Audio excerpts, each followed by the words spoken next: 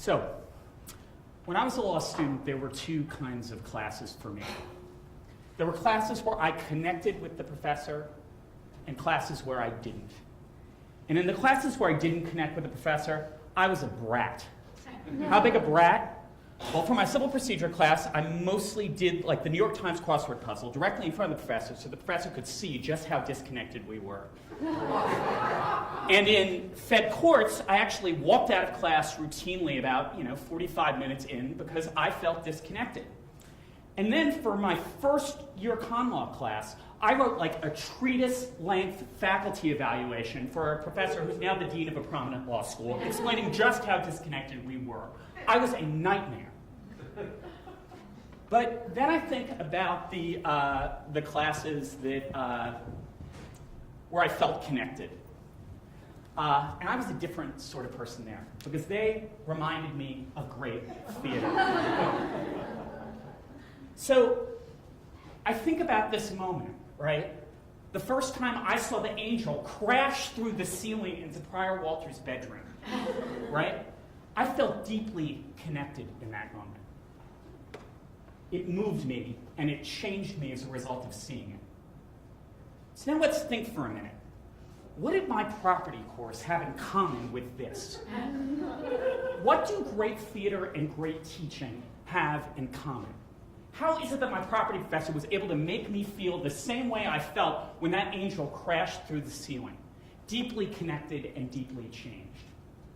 So I want to suggest that great teaching and great theater have two things in common. And these are the two concepts I'm going to talk about today. Immediacy and aliveness. I'm going to take each part of these things apart because I think by incorporating immediacy and aliveness into our teaching, we can be great. We can be the best law professors. So what do I mean by immediacy? Well, it's true. Live theater has immediacy because it takes place in real time, and what we do, us monks, happens in real time. And so there's an immediacy to that. Movies are about things that happened already. Live theater is about what's happening now. But that's not enough. In order for live theater to really have immediacy, there's got to be something at stake. There's a box in the middle of the stage. And somebody at some point in that room is going to open that box. And lives are going to be changed when it happens. So how do we create immediacy in our classrooms? How do we create something that's at stake? I want to suggest that most of us, the way we create what's at stake is we rely on the grading process to do that for us. What's at stake is whether you fail or whether you pass. And I want to suggest that doesn't cut it. When the angel crashes through the ceiling, it means civilization is breaking wide open. That's something at stake. So I think we've got to have a story if we're going to achieve immediacy about what's really at stake in our classrooms. What's in that box? And it's got to matter. I don't care what it is. It could be what matters is whether you get to be recognized as a full member of a community or not, or how much each person gets the slice of whatever pie it is they're competing over.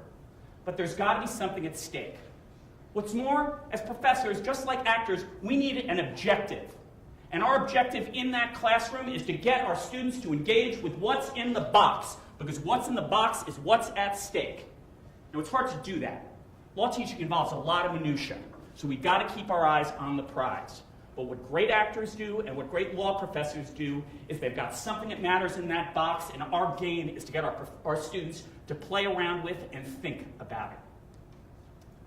I want to talk about the second concept now, aliveness and how we achieve that.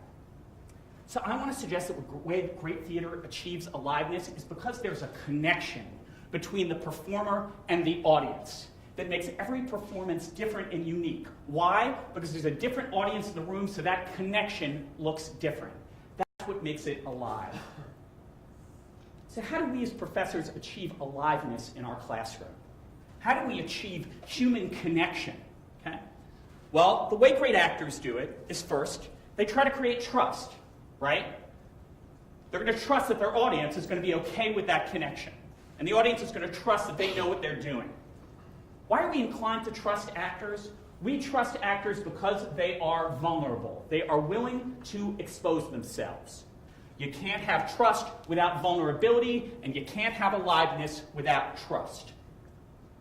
So achieving vulnerability in the law school classroom, that is an epic nightmare, because there are obstacles to vulnerability everywhere. The podium is literally an obstacle to vulnerability. Hierarchy is an obstacle to vulnerability. Fear of being exposed to somebody who does not know what they are talking about is an obstacle to vulnerability.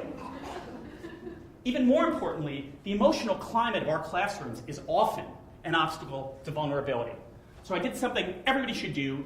2 weeks ago, I followed a second-year law student around for an entire day. That is a long day. And what I noticed about that day, right, if I had to describe 2 operative emotions that were sort of most present in classrooms, top 2 on my family feud list, fear and boredom. I want to suggest that fear and boredom are not great aren't great emotional climates for vulnerability. So what can we do? Now, I don't have the answer to this question. I kind of need you to help me. But I've got a thought. What I think great actors do, what great performers do, is they take an inventory of the things that prevent vulnerability. And I think we need to start paying attention to the moments in classes where we block genuine connection, when the podium serves as an excuse to protect us from vulnerability, when somehow we use fear as a way of breaking connection, and trying to monitor the moments in our classrooms where that connection flags, because you can sense it, and if you're me, you're like, I don't know what to do. So I think the key to what we need to do in terms of vulnerability is to pay attention to those breaks in connection, the way that good actors do. Now, I think all this talk about immediacy and aliveness isn't just important for good teaching. I think it's important to the survival of our profession. Why? So one of the things I've learned today is it's a scary world out there. There are a bunch of things competing with me that are able to convey information in ways that are more efficient, more effective, and more spectacular than anything I can do. Fear had the same problem. Live theater is this dominant art form, and all of a sudden radio, television, the internet come along, and how does theater survive? It survives because what it offers is unique. So what's unique about what I can offer in this live performance? Well, I can offer immediacy through creating something that's at stake, and I can create aliveness by creating an environment using vulnerability to try to create human connection. That's essential for us, not just to be great performers, but I believe to be great law professors. Thank you.